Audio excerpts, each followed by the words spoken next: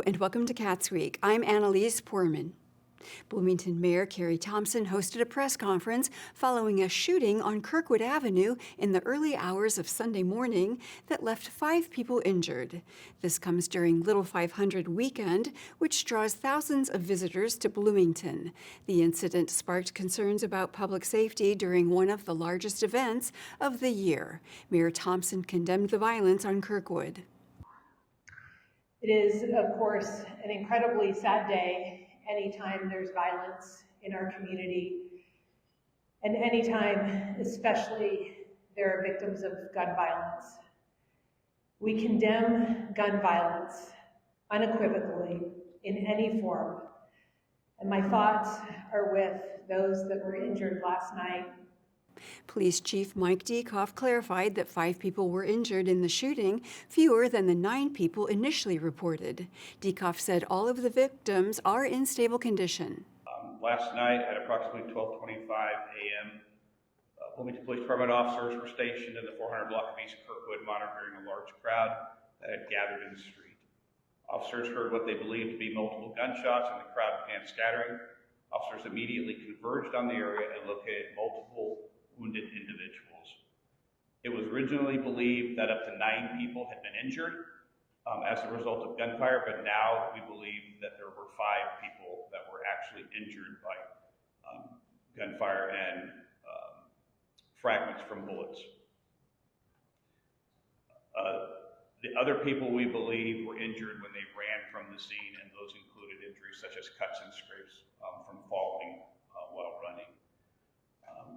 The individuals currently known to have suffered injuries were a 20-year-old female, an 18-year-old female, a 22-year-old female, a 17-year-old female, and a 21-year-old female. All were treated and released except one who had been admitted and is in stable condition. Diekoff said that a fight broke out between 2 women outside Five Guys on Kirkwood. According to security camera and cell phone footage obtained by the Bloomington Police Department, 2 males involved in the fight both drew handguns and fired their weapons. At that point, everyone began running from the scene, and officers rushed to the area to begin to look for victims. The incident prompted concerns about public safety during large events. Diekoff said that the crowds were estimated to be made up of 2,000 to 3,000 people. Mayor Thompson said while police maintained a presence on Kirkwood, the city's ability to prevent gun violence proves limited under state law. After every large gathering or violent incident, the city does a review. We will be doing that in the coming days again, and we're committed to update policies and procedures as needed to increase safety at public events. It has been suggested that we forbid guns from public gatherings in the future in Bloomington. Unfortunately, Indiana gun laws prohibit such action. And if the gun laws remain as they are, anyone can open carry. We encourage people not to bring guns to gatherings, and we encourage you to speak up to those who can change our gun laws. When violence happens in our community, our entire community is impacted. Chief Diekoff said police were active on the scene. However, the large crowd made it difficult to take control of the situation. The crowd was much larger last night than it was on Friday night, and so it would have become a resource issue. And our belief was if we tried to move the crowd, that probably would have caused more problems. There wasn't really any reason for us to move the crowd because everybody was pretty jovial and happy until the gunshots sounded. The Monroe County Council met on April 28th. Health Administrator Lori Kelly presented the results of efforts to remediate homes that were identified as former methamphetamine houses. The Health Department, Environmental Health Services, we addressed testing and remediation for 12 properties that were identified as former methamphetamine lab sites by the Indiana State Police. So properties that were identified go back as far as 2009, with only one of those being vacant. So through the support of Health First Indiana funding in the amount of $50,000 and through approval with our local authorities, we were able to hire a contractor to complete this work. Through those efforts, 11 of the 12 properties were successfully addressed with those $50,000 in Health First Indiana funding. And so we really just hope that these efforts demonstrate dedication to mitigating environmental health hazards, protecting residents, and maintaining compliance with state regulations. Next, the council discussed funding the jail. Councilmember Peter Iverson asked where the council reached the $135 million estimate. The last estimate that we got, we were sitting in this room, and the last architectural rendering that we got was $250 million. That was for a co-located facility. It was both phases together. I have not seen an analysis that shows that $135 million is phase one. Council President Jennifer Crossley continued that they have asked for those estimates and not received them. I know you've asked during a few different times during conversations that we've had joint earlier this year about like cost estimates for that, and as of Tuesday, April 28th, we still haven't received it. Councilmember Marty Hawk emphasized a location for the jail has not been selected and the county still needs to move the inmates while a facility would be built. I mean, I'm not afraid of ACLU, but you know, some people are shaking. But that we would be forced to move a certain population, which we've always agreed to from the beginning of the agreement, off to another facility. And that it might be as much as $1 million a year. Well, but if we do this, it is $6,750,000 while we are determining and putting together a known fact so the public knows where we're going and what we're spending. And so, yes, it could be more later to build, just like people's salaries are more as we go along. I get that. It's always more every year to operate county government. But I wanted to keep that in mind, that when somebody says, oh, it might cost us $1 million to move some of these folks someplace else, that shouldn't be the deciding moment figuring out what we're going to do. The council moved on to discuss appropriations of $30,000 to hire a lawyer in case of further litigation. Crossley said it could be beneficial to protect the county council.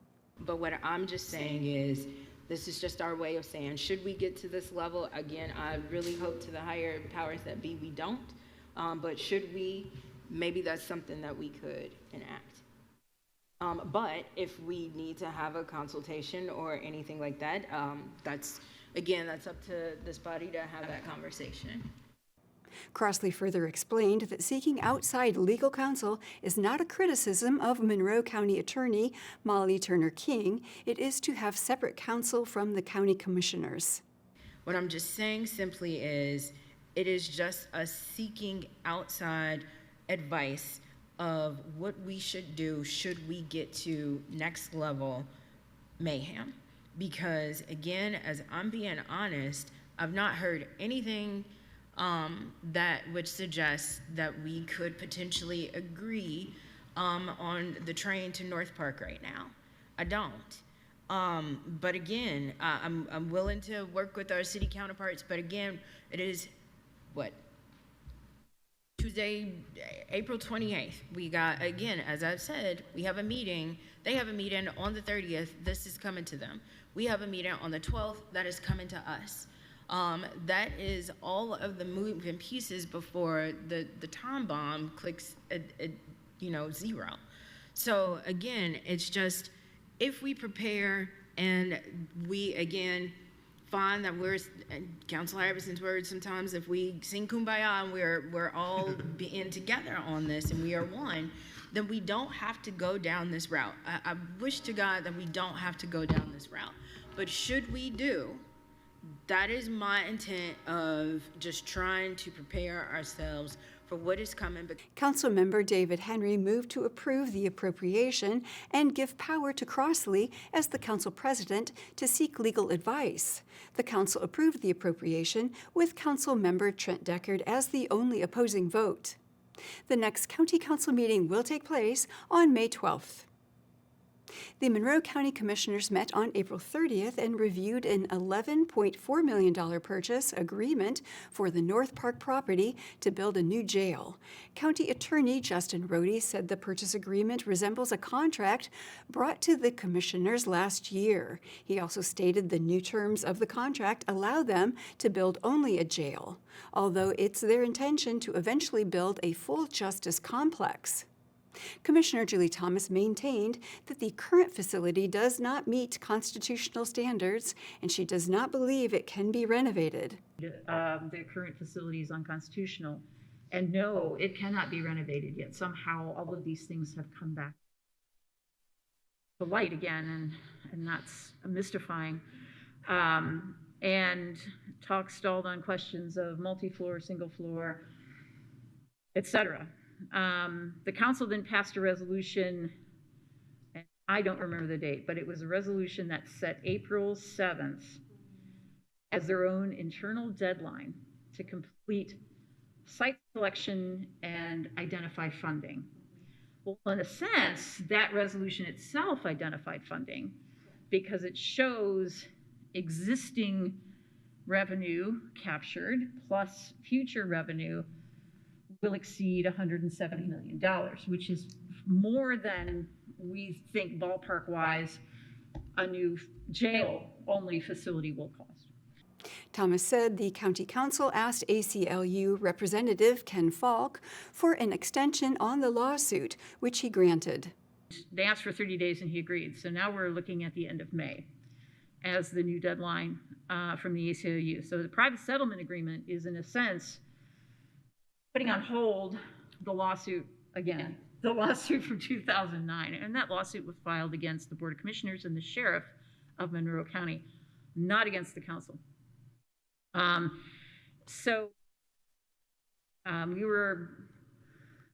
council had already missed their April 7th deadline, and we were on the verge of, as a county, missing the April 15th deadline. And I, for one, and I think my colleagues would probably agree, am grateful, and I feel like we're lucky and fortunate that Mr. Falk agreed to extend the deadline.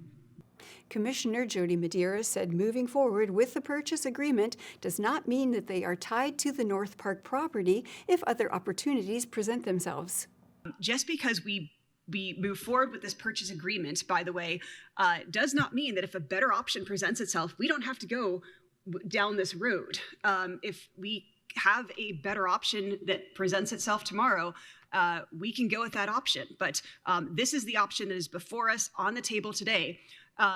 So to all of those who say the commissioners, love North Park, this is not so much a vote for North Park as it is a vote against this lawsuit. And it is not, I think, a site that even the commissioners wanted, any of them, even when they looked at this the first time. It is the only viable site they saw when they looked at the accumulation of properties that they considered.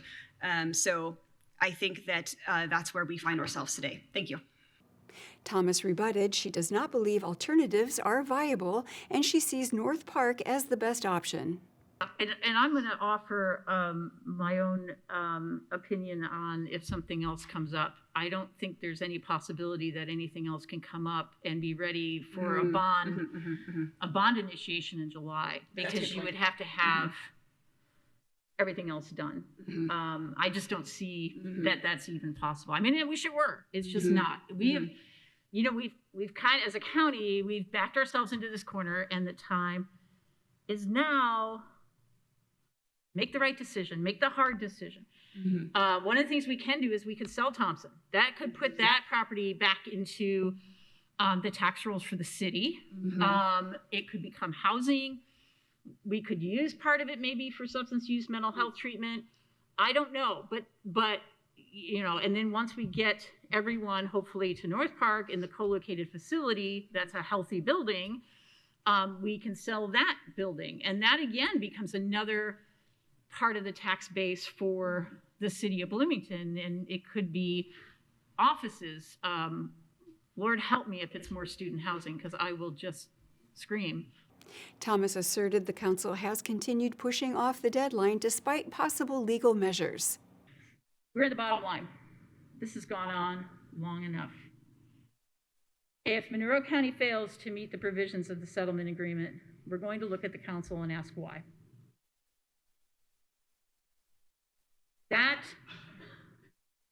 The failure to abide by this deadline. I've heard it, well, I'm shaking in my boots about the ACLU. Oh, you should. We don't know what a judge is going to order. Why would you give that? Why would you abdicate your responsibility in decision-making to a judge? The commissioners approved the purchase agreement 3-0. The item now advances to the County Council on May 12th. On April 27th, the Ellettsville Town Council met and considered vehicle equipment purchases for the Department of Public Works. Street Commissioner Kip Hetty said the first purchase would be a new street sweeper. So what it is that, if you remember, I come to you a couple months ago letting you know that we'd be looking for a new street sweeper. That's the first item. We've got a global sweeper. It's going from a vacuum type sweeper to a mechanical sweeper. We like this setup a lot better. It will be replacing our 2005, which is over 20 years old, street sweeper. I tried to entertain a trade-in from the company, and the trade-in was way below what I wanted to get for it. So depending on what happens in November, we might keep it around a little while longer to have an extra sweeper. We'll put a little money into it to get us going in the first of the next year. Following the sweeper, Hetty explained that the Public Works Department would budget for a snowplow. The second one is the 2026 Kenworth single axle dump truck, complete with the snowplow and spreader. I originally reached out to Kenworth to spec for a 2026 cabin chassis and then get all the upfits. And while I was on the phone with them, they told me they actually had one there set up in stock. The prices I have here are exact prices. And that price there of $213,272 is roughly $20,000 cheaper if I were to wait and order it versus getting one that's already on the lot. That will replace also a dump truck that's at least 18 years old. And again, I will probably not surplus that until we'll see how this fall goes. Hetty said the department can use the current equipment for a little while longer, though it's nearly 20 years old. He said funding is available within its budget. Clerk Treasurer Noel Conyers explained that a newer funding plan called the Master Lease Agreement is available. So the Master Lease Agreement can be used for equipment. It says essentially is a loan, but we're just putting it under one umbrella to keep it all legal. The motion was postponed until the next Ellettsville Town Council meeting on May 11th. And that is all for CATSweek. Thank you for joining us. For CATS and WFHB, I'm Annalise Poorman.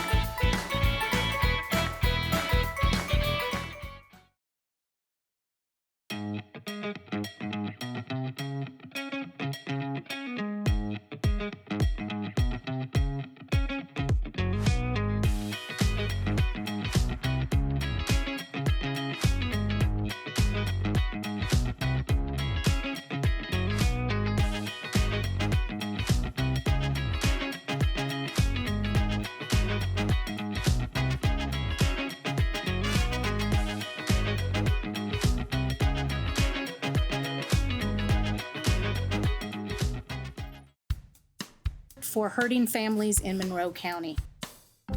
A contribution to children who are vulnerable and in need of an advocate.